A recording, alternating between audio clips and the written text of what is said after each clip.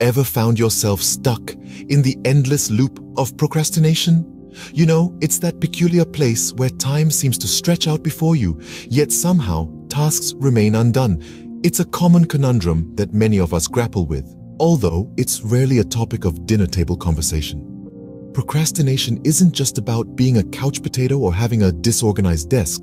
No, it's a much more intricate puzzle. It's like a mischievous gremlin in our brains, causing us to put off things that we know we should be doing. It's a complex issue deeply entwined with psychological factors, much like a tangled ball of yarn that's hard to unravel. Now, before we dive deeper, let's lighten the mood a bit. Picture this. If procrastination was a sport, we'd all be gold medalists. So, if you're a serial procrastinator, don't worry. You're not alone, and there's a way out. But first, we need to understand what procrastination really is. Picture this. You have a big project due. You know the deadline's looming, but instead of getting to work, you find yourself binge-watching the latest season of your favorite series. Or maybe you've suddenly developed a passion for organizing your sock drawer. That, my friend, is procrastination in action. Procrastination is the art of delaying or postponing tasks, especially those that require immediate attention. It's not just a matter of laziness or poor time management. It's a complex psychological behavior that's often linked to our emotions and mindset. So let's dive into the deep end and understand the psychology behind procrastination. Fear of failure is a major contributor to procrastination. You see, when we fear that we might not succeed in a task, our brain convinces us that it's better to not try at all, rather than risk failing. It's like saying, if I don't try, I can't fail. It's a self-defense mechanism, but not a very helpful one because, well, you end up not getting anything done. Perfectionism is another culprit. Now, you'd think that perfectionists would be the most productive people, right? Wrong. Perfectionists tend to procrastinate because they're afraid that their work won't be perfect. They'd rather delay starting a task than risk producing something that's less than perfect. It's a bit like waiting for the stars to align before making a move, and then there's lack of motivation. Sometimes we just don't feel like doing something, and that's okay. But when this becomes a habit, it leads to procrastination. It's like that old saying, why do today what you can put off until tomorrow? But remember, tomorrow has a sneaky way of turning into next week, next month, or even next year. So there you have it. Procrastination is not just about being lazy. It's about fear of failure, perfectionism, and lack of motivation. It's a complex puzzle of emotions and mindset. Now that we know the why behind procrastination, let's move on to the how to overcome it. Overcoming procrastination isn't about willpower alone. It's about understanding your mind and using the right strategies. Now, let's get into the nitty-gritty of some practical, psychology-based tips to beat procrastination. First off, break your tasks into smaller, manageable parts. Think of it like eating a pizza. You wouldn't shove the whole thing in your mouth at once, would you? No, you'd take it slice by slice. Each slice is a small victory, and before you know it, you've consumed the whole pizza or completed your task. Next up, let's talk about positive reinforcement. It's not just for training dogs, you know. Rewarding yourself after completing a task can be a great motivator. Finish that report, have a cookie.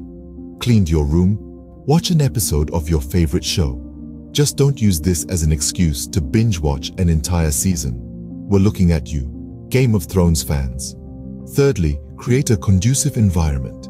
A cluttered workspace can lead to a cluttered mind. So, clear your desk, put on some calming music, and brew yourself a cup of your favorite tea. Make your workspace a place where you want to be, not where you have to be. Finally, change your mindset. Instead of viewing tasks as burdens, try to see them as opportunities to learn and grow. Remember, even the most successful people in the world didn't get where they are by avoiding their responsibilities. They embraced them. And here's a bonus tip.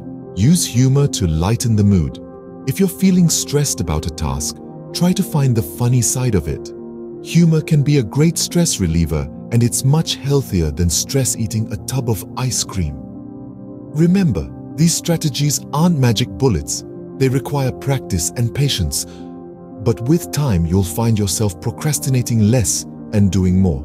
So let's quickly recap what we've learned today. We've unraveled the procrastination puzzle, peering into its intricate maze.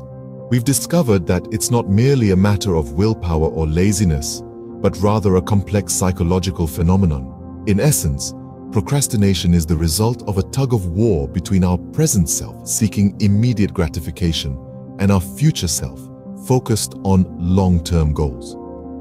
Our present self often wins this battle, leading us to delay tasks even when we know it's against our best interests. Next, we dove into the psychology behind procrastination. We found that it's often rooted in fear of failure, fear of success, and even fear of the unknown. These fears can paralyze us, causing us to put off tasks indefinitely.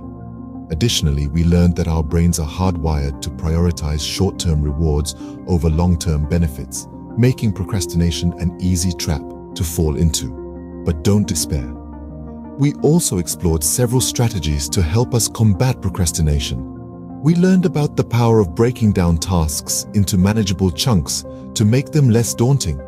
We discovered the effectiveness of visualizing our future selves and how this can motivate us to take action in the present.